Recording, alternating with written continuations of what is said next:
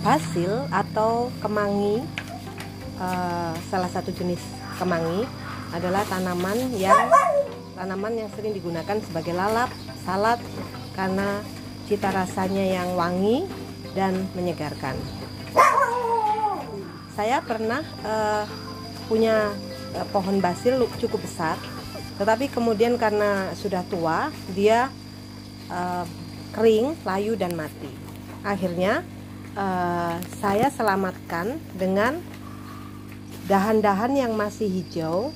Saya potong, yang masih ada daunnya, yang pucuk-pucuk saya potong, lalu saya selipkan ke instalasi hidroponik NFT punya suami saya. Saya pernah mencoba membenih basil dengan cara stek. Saya potong ya, saya cutting istilahnya, saya potong, lalu saya rendam dengan air biasa dan tidak tumbuh akar. Bahkan sesudah 1 minggu dia membusuk dan mengering. Tetapi ketika saya coba masukkan ke instalasi hidroponik seperti ini, hasilnya bagus. Dia tumbuh akar. Coba kita akan lihat ya. Kita akan ambil semuanya. Tuh. Akarnya bagus sekali. Udah, kamu bisa bantu dengan ini. Akarnya bagus sekali. Dan karena itu sekarang berarti saya punya banyak benih, banyak bibit basil kan ya. Ini ada berapa batang ini. Saya akan coba pindah tanam di tanah.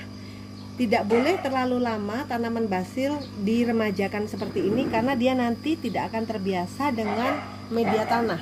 Kecuali memang Anda berniat dari awal hendak menanam dia sebagai tanaman hidroponik, itu lain perkara.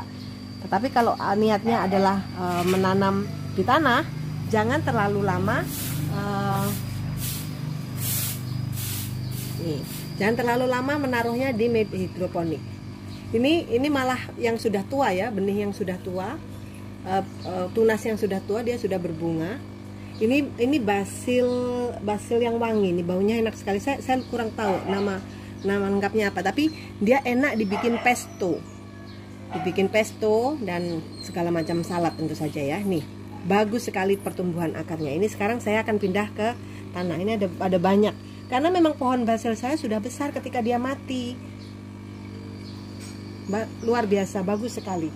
Jadi kalau Anda kemudian ingin membenih basil, saya sarankan menggunakan media hidroponik lebih dulu. Kalau nantinya, nanti bisa diteruskan apakah akan ditanam di hidroponik atau di media tanah.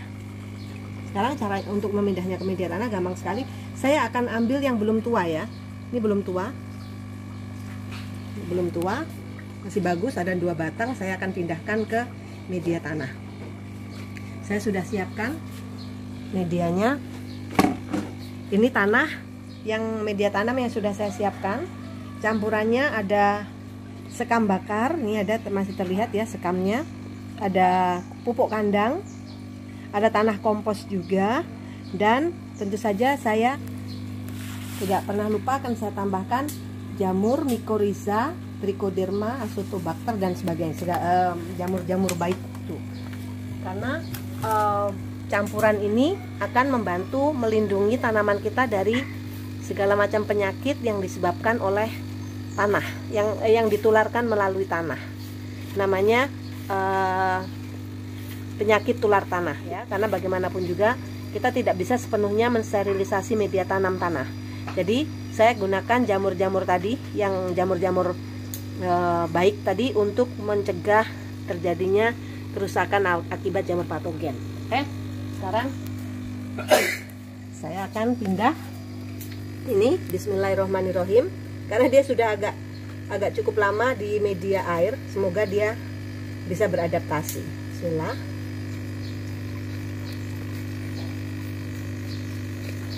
Dan pastikan dia disiram dengan memadai ya, karena dia selama beberapa hari terakhir terbiasa dengan media tanah, air, maka kita pastikan dia tidak kekurangan air. Nah, ini adalah air leri dan air jamur jakaba yang memang setiap hari saya simpan di sini. Lalu biasanya sih saya aerasi dulu sebelum digunakan untuk menyiram tanaman. Nih saya tunjukkan bagaimana mengaerasi dengan aerator. Nah seperti ini, diaerasi sini. Jadi misalnya saya memasak nasi hari ini, air lerinya saya tampung sini, saya campur POC yang saya inginkan, terserah. Air urin kelinci bisa, kemudian air dari cacing, composting juga bisa, dan sebagainya, apapun. Atau kalau enggak, air leri biasa juga bisa. Nah ini bagus sekali digunakan untuk menyiram tanaman kita. Saya akan siram ini. Siram aja tanahnya, jangan mengenai gaunnya, untuk memastikan akarnya tadi yang sudah beberapa hari tumbuh di dalam air, dia tidak kaget ketika dipindah ke tanah. Nah ini sudah kita siram. Jadi begitu ya cara memindahkan benih bibit basil yang sudah kita tumbuhkan akarnya di media air sebelumnya. Jadi tunas-tunas basil kita potong, ini istilahnya stek ya, atau cuttings. Kita potong lalu kita tumbuhkan akarnya dulu menggunakan media air. Kalau bisa airnya memang harus mengalir, jadi ada kandungan oksigen terlarut yang tinggi. Dengan begitu akar bisa tumbuh. Nah salah satu yang saya dari pengalaman saya sangat bagus hasilnya dalam menumbuhkan akar dari stek basil ini adalah hidroponik. Nah ini sudah saya pindahkan ke tanah karena saya punya banyak sekali bibit basil hari ini. Kalau ditanam di hidroponik semua lubangnya kurang, jadi saya pindah ke beberapa ke tanah.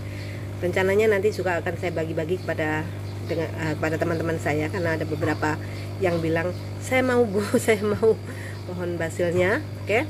Nah kalau bisa hari ini, kebetulan juga ini hari sudah siang, sudah tengah hari, ditaruh di tempat yang teduh dulu supaya tanaman ini tidak stres karena pindah tanam pada saat matahari terik.